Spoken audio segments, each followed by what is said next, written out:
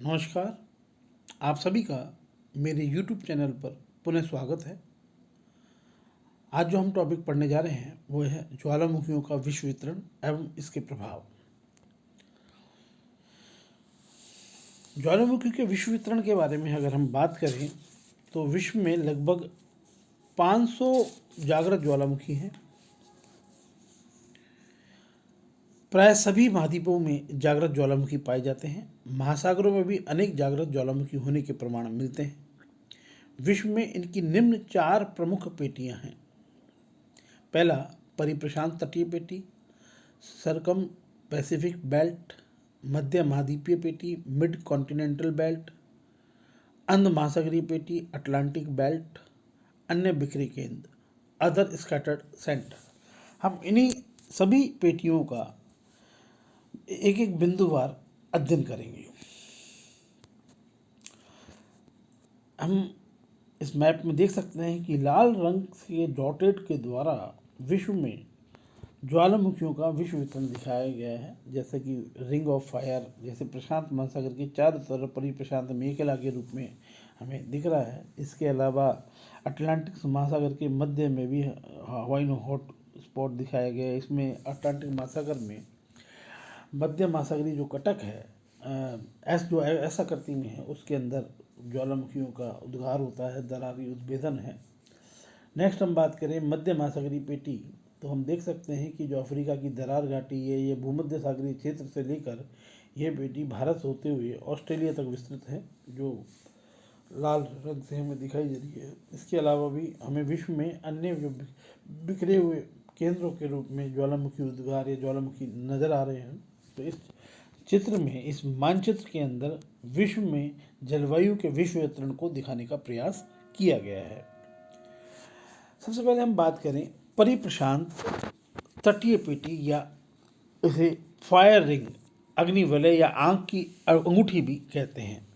प्रशांत महासागर स्थित द्वीपों और उसके चारों ओर तटीय भागों में सबसे अधिक ज्वालामुखी पाए जाते हैं। इंडोनेशिया इस पेटी का प्रधान केंद्र है। अकेले जावा द्वीप में 43 ज्वालामुखी हैं। यहाँ से यह श्रृंखला छोटे छोटे द्वीपों में होकर फिलीपींस द्वीप समूह तक एवं वहाँ से उत्तर की ओर फार्मोसा एवं रियुक्यू द्वीपों में होती हुई जापान तक चली जाती है। जापान में 200 से अधिक सक्रिय ज्वालामुखी है। जापान को भूकंपों का देश भी कहते हैं, क्योंकि वहाँ भूकंप बहुत आते हैं। इसका कारण जो सक्रिय ज्वालामुखी होना ही है। जापान के उत्तर की ओर यह क्यूराइल द्वीप समूह, कमचटका प्रायद्वीप और एल्यूशियन द्वीपों से होकर अलास्का में प्रकट होती है। नेक्स्ट हम बात करें अलास्का के पश्चिम तट से यह श्रृंखला कनाडा और संयुक्त राज्य अमेरिका के पश्चिमी तट से होकर मध्य अमेरिका तक पहुंचती है। यहाँ से यह मेखला दक्षिणी अमेरिका के पश्चिमी तट पर एंडीज पर्वत के साथ सुदूर दक्षिणी छोर पर स्थित टेरा डे फ्यूगो द्वीप तक चली गई है। इस श्रृंखला का एक भाग अंटार्कटिका महाद्वीप के निकट ग्राहम द्वीप से निकलकर न्यूजीलैंड के द्वीपों से होता हुआ न्यू हेब्रिडीज, सोलोमन द्वीप तथा न्यू गिनी के तट से होकर फिलीपींस द्वीप समूह के दक्षिणी द्वीपों में आकर मिल जाता है। इस संपूर्ण मेखला को प्रशांत महासागर का अग्निव्रत या अग्निवलय भी कहा जाता है, रिंग ऑफ फायर भी कहा जाता है।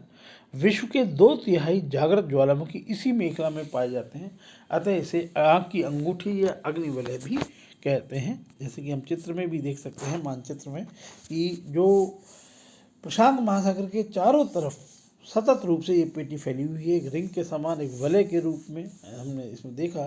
इधर ऑस्ट्रेलिया के पास जो द्वीप समूह हैं, इसके होते हुए फिलीपाइंस द्वीप समूह, फिलीपाइंस द्वीप समूह से जापान, जापान से होते हुए उत्तर की ओर कमचटका प्रायद्वीप वगैरह होते हुए ये अलास्का, अलास्का के बाद संयुक्त राज्य अमेरिका के पश्चिमी तटों से होते हुए दक्षिण अमेरिका के दक्षिण तक ये फैली हुई है। इसके बाद ये अंटार्कटिका महाद्वीप के उत्तर में जो द्वीप हैं वहाँ भी सक्रिय ज्वालामुखी की मेखला यहाँ पाई जाती है। तो एक तरह से प्रशांत महासागर के चारों तरफ यह मेखला फैली हुई है, इसलिए ही इसे अग्निवलय या फायर रिंग की संज्ञा या आंख की अंगूठी की संज्ञा दी गई है। नेक्स्ट है मध्य महाद्वीपीय पेटी, मिड कॉन्टिनेंटल बेल्ट। यह मेखला यूरेशिया व अफ्रीका महाद्वीप के मध्यवर्ती भाग में नवीन वलित पर्वतों के सहारे पश्चिम से पूर्व दिशा में फैली है।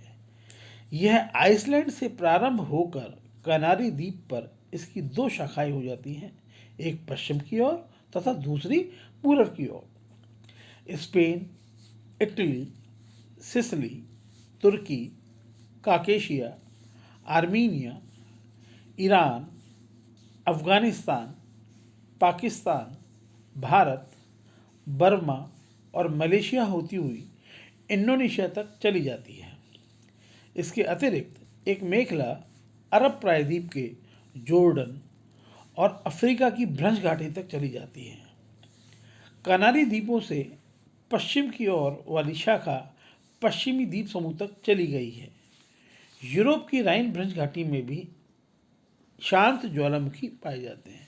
तो मुख्य रूप से इस जो पेटी है इसका संबंध भूमध्य सागरीय पेटी से है। इस क्षेत्र में आल्प्स और हिमालय पर्वतीय जो क्षेत्र नवीन पर्वतीय क्षेत्र है वो स्थित है। विश्व के 21% जो क्षेत्र जो विश्व में जो भूकंप ज्वालामुखी है वो इसी क्षेत्र में पाए जाते हैं। इस क्षेत्र में भ्रंश मूलक व संतुलन मूलक भूकंप आते हैं। भारत इसी पेटी में स्थित है। बैरम व नारकोंडम ज्वालामुखी भारत, माउंट बोटपा म्यांमार, कोहे सुल्तान देववद ईरान, विसुवियस स्ट्राम्बोली जो इटली के ज्वालामुखी हैं वो इसी पेटी में स्थित हैं। नेक्स्ट बात करें हम अंध महासागरीय मेखला, अटलांटिक बेल्ट।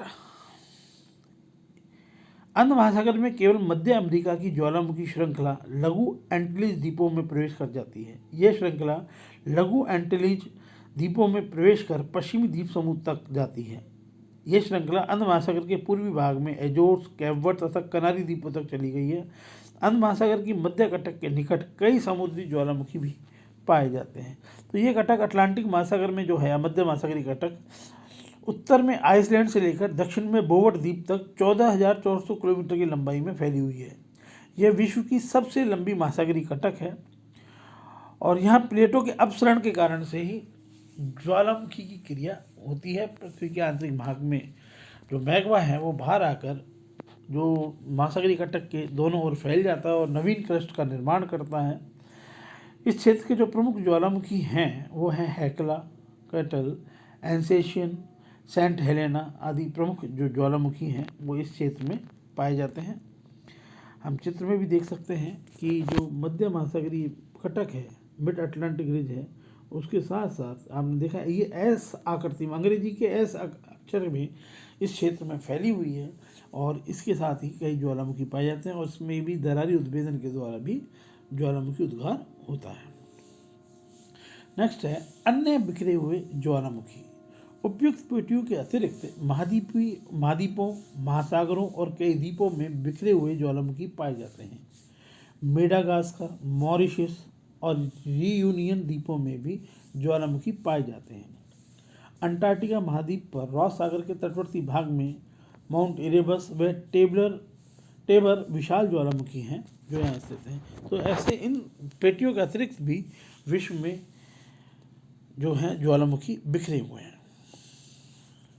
अब हम बात करें ज्वालामुखी के प्रभाव के बारे में, तो ज्वालामुखी घटना विस्फोटक और सबसे अधिक विनाशकारी घटनाओं में से एक है। इसी कारण इसके तत्काल प्रलय मचाने जैसा प्रभाव पड़ता है। इसके उद्गार ये भयंकर विस्फोट के साथ समय जान माल की हानि उठानी पड़ती है। फिर भी इससे कई प्रकार के लाभ भी हैं, ऐसे क्षेत्रों में मिलते हैं। ज्वालामुखी के प्रभाव के बारे में बात करें तो सबसे पहले प्रलयंकारी जो प्रभाव हैं उसके बारे में बात करें तो जो सारा वायुमंडल है उसमें धुआं, राख, भाप, जहरीली गैस छा जाती हैं। सांस लेना मुश्किल हो जाता है। भूमि पर भूकंप आने, दरारें पड़ने और लाल रंग का दहकता मैग्मा बहने से चारों ओर सभी प्रकार के जैव संसार और उनकी रचनाएं नष्ट होती जाती हैं, जैसे कि सड़क, भवन, खेत आदि सब नष्ट हो जाते हैं। मानव तेजी से वहाँ से पलायन कर जाते हैं या वहाँ नष्ट हो जाते हैं। विस्फोट के कुछ समय बाद होने वाली गैस व राख मिश्रित दलदल जैसे गर्म पानी की वर्षा वह भूमि पर कीचड़ सहित बहाव से भूमि पर रही सही वनस्पति भी नष्ट हो सकती है। निकट के क्षेत्रों में बने बांध या झील नष्ट हो जाती हैं या इनके बांध टूटने से चारों ओर बाढ़ भी आ सकती है।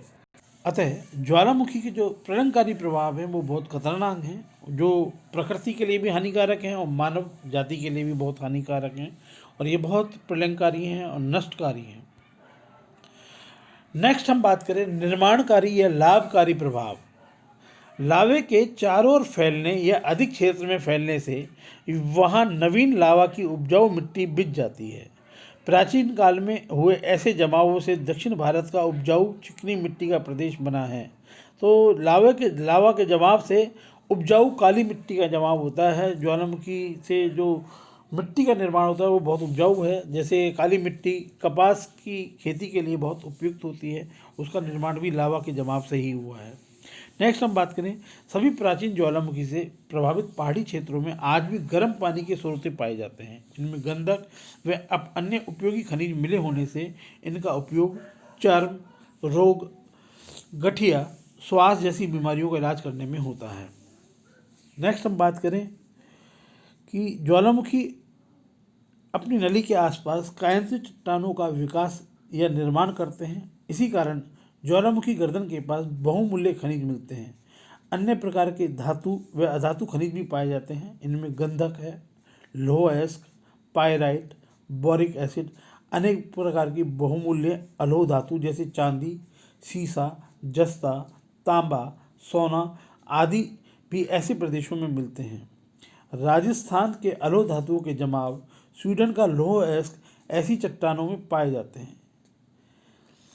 इसी प्रकार बड़े बड़े ज्वालामुखी के मुंह या ऊपरी भाग पर क्रेटर या काल्डेरा नामक विशाल गड्ढों में पानी भर जाने से क्रेटर झील का निर्माण होता है। जैसे कि राजस्थान में जो नक्की झील है या पुष्कर की जो झील है उसे हम क्रेटर झील की संज्ञा दी गई है।